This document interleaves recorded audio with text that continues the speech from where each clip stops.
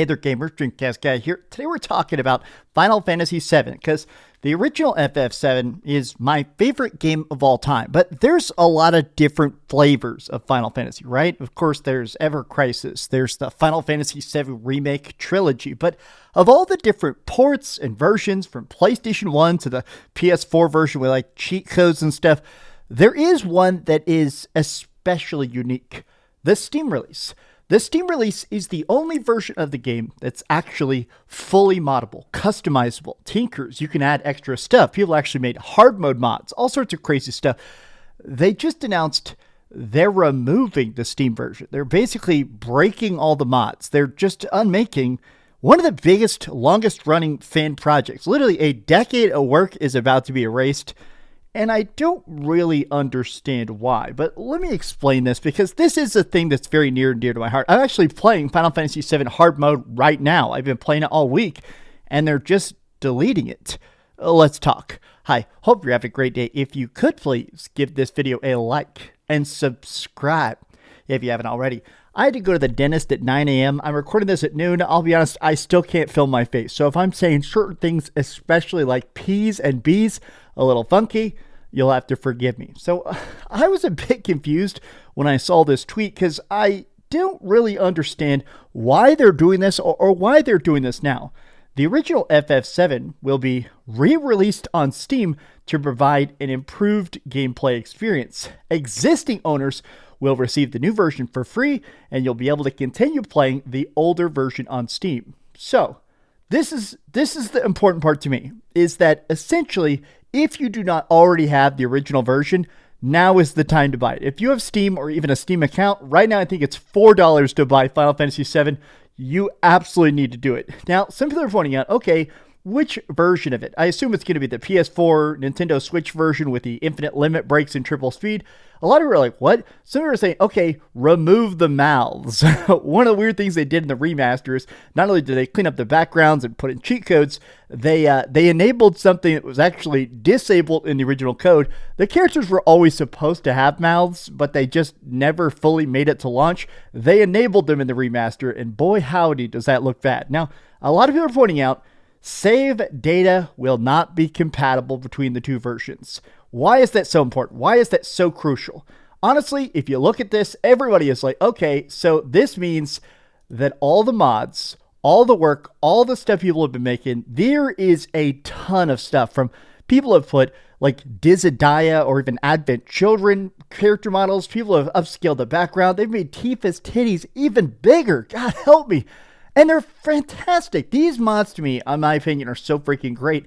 But there's one that to me is the most important and near and dear to my heart because I've been playing it so much, and it is an impressive piece of fan, well, not just creativity, it's fans' love of the game, which is New Threat. New Threat is a mod that essentially does hundreds and hundreds of things. It rebalances bosses to have tons of extra mechanics. They've done all sorts of stuff. Like, honestly, you actually have to grind a lot more because there is heavier hits. New limit breaks for Kate Sith. UV and Vincent are not optional.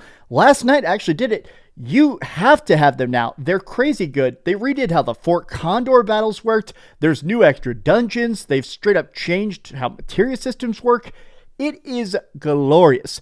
And it's, to me, this is, in my mind, what makes Final Fantasy VII, right? Here, just for while we're talking here, I'm going to boot this up. I want to show you New Threat and why I am annoyed of them removing this, right? Is that I feel like I'm annoyed about the fact that so many of these companies now almost feel afraid of mods. They almost feel like, oh, well, you know, we can't monetize this. We want to really, you know, laser beam you into a singular version of the game. We're afraid of, oh, you can customize this too much. You can make too much content out of it.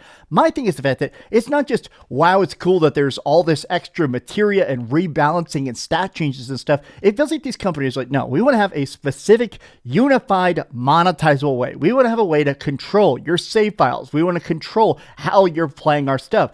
And to me, I feel like this is one of those examples where clearly they think in their mind, I would bet money on the fact that in their mind, this is a bad version of Final Fantasy VII because it's unofficial. Oh, we're not going to support you playing an unofficial version of the game. An unofficial version of the game doesn't count as DLC. You know, we're only selling this for $4. We can't do that. God.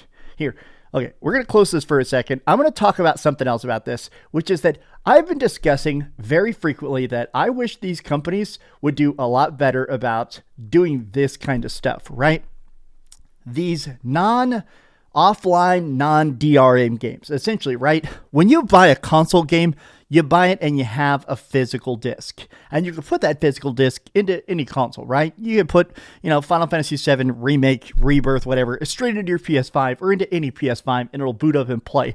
But it does, of course, download patches or do installs and stuff. But they do work offline. For a lot of times, my favorite games work offline, right? This is PC games. There's been a bigger and bigger push to make these PC games work offline. Some stuff like the good old Galaxy or some of these things, I think they're fantastic. Essentially, these are a way to play the games you love, but completely offline. And the importance is this isn't just, permanence. It's not just about game preservation to me. It is the fact that if I have customized it, if I've spent hundreds and hundreds of hours on a particular save file. Hey, this is my version of FF7. These are my mods. These are my customizations. This is my experience. This is how I've chosen to program the controller. It is my version of the game. It is weird to me that companies can come in and just delete that for you, right? If you actually look at the Steam page right now, a lot of people are even discussing it. You can see I played 14 hours of it just this week. I just started playing it. God, the new thread is so good. But a lot of people are straight up just being like, I don't really understand this re-release.